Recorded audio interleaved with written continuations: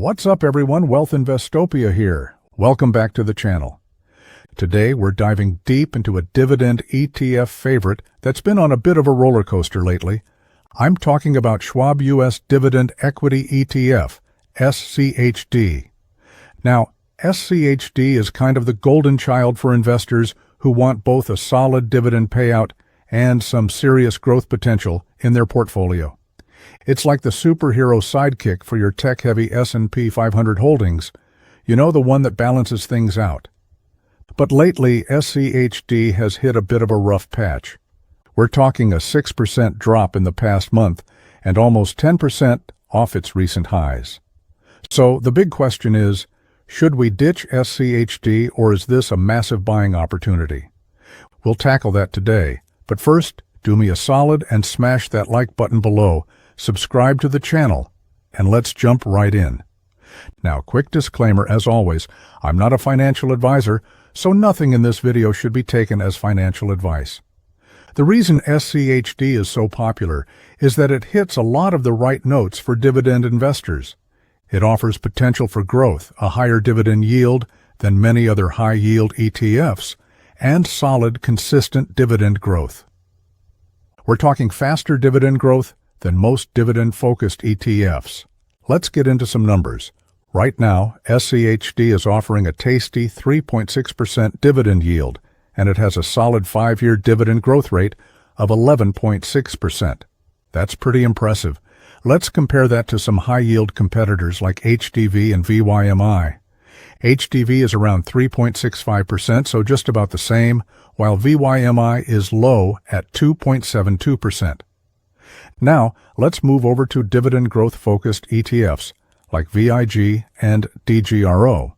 VIG comes in a 9.6% 5-year dividend growth rate, and DGRO has an 8.3% growth rate, which completely lags the 11.6% you are getting from SCHD. Now, all I've been hearing lately is it time to sell SCHD? Should I be worried? Look, if a 1-month downturn is making you panic, you might not be ready for investing in the first place. Remember, the best time to buy is when high-quality stuff is on sale. Think of it like this. If your favorite ice cream is suddenly 25% off, would you stop liking ice cream? No way. You'd probably stock up. It's amazing how many new investors will jump all over a stock that's up 100%, but the moment it dips 15%, they run for the hills. As the legendary Warren Buffett said, be fearful when others are greedy, and greedy when others are fearful. And that's what we should be doing. Now, SCHD has historically been a great counterweight to tech-heavy portfolios. Think of it like a safe haven when tech gets a bit too wild. Now, if you start comparing it to top growth-focused ETFs, that is simply not what it was designed for. SCHD was meant to give you a well-balanced portfolio, which will give you some growth potential, a solid dividend yield, and strong dividend growth. And get this, before this massive AI boom, SCHD actually beat the S&P 500 over a 10-plus year period. From inception in 2011 up to the end of 2022, SCHD gave you more than a 300% return, while the S&P returned 274%. Now, the last 2 years, the story is different. SCHD is up a solid 101%, but it's significantly behind the S&P 500, which has seen near 60% gains over the last 2 years, which is not normal. So bottom line, is now the time to dump SCHD or go all in? Well, let's ask ourselves some key questions. Are you looking for income, i.e. yield? Are you looking for dividend growth? Do you want balance in your portfolio? Do you feel like your portfolio may be a little overextended in tech, yes, S&P 500? If the answer is yes to these, SCHD is definitely one of the best options you have out there. Take a look at the sector breakdown. The top sectors in SCHD are financials, healthcare, consumer staples, industrials, and energy. No tech or communication services here. Those two biggest sectors in the S&P 500 account for less than 15% of the portfolio, giving you much-needed diversification. And let's peek at the top 10 holdings. They are reevaluated every quarter and fully repicked every March, so we are only a few months away from seeing some big changes. We've got companies like Pfizer, BlackRock, AbbVie, Cisco, Coca-Cola, and Lockheed Martin, and so on. And the top 10 make up about 40% of the total portfolio.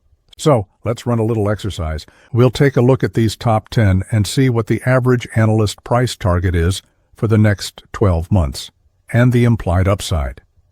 This gives us an idea of what might be in store for SCHD. We'll start with Pfizer, which, to be honest, I'm not crazy about, but analysts are saying it has an 18.5% potential upside. BlackRock has a 12% upside. So here's the deal, guys. SCHD may be down right now, but if you're looking for a solid dividend yield, strong dividend growth, and a way to balance out your portfolio, it still remains an amazing choice. Don't let short-term market jitters scare you away from long-term potential. Always remember to do your own research and see if SCHD fits your investment goals.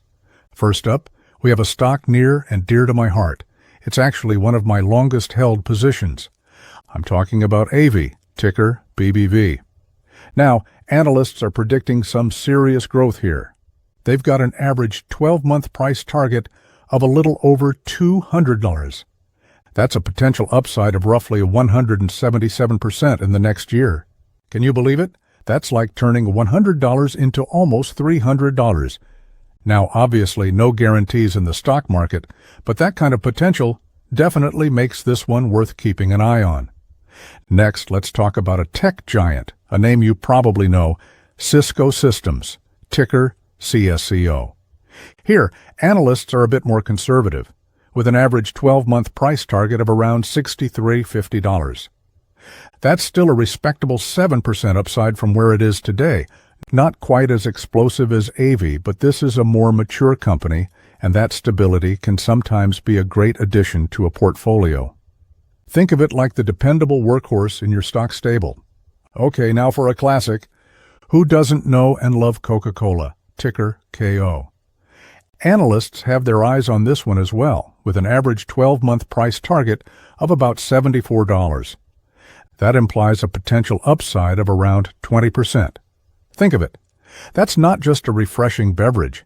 It's a potentially refreshing boost to your portfolio. All right, let's shift gears a bit.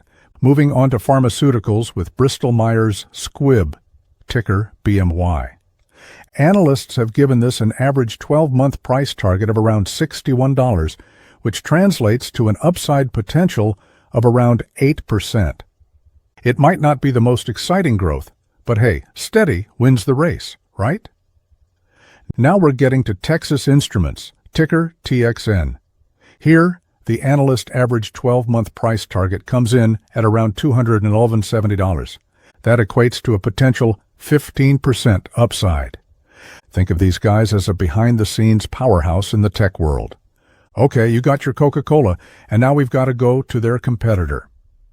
Let's move on to PepsiCo, ticker PE. Analysts seem to like Pepsi's chances, with an average 12-month price target of $185 a share.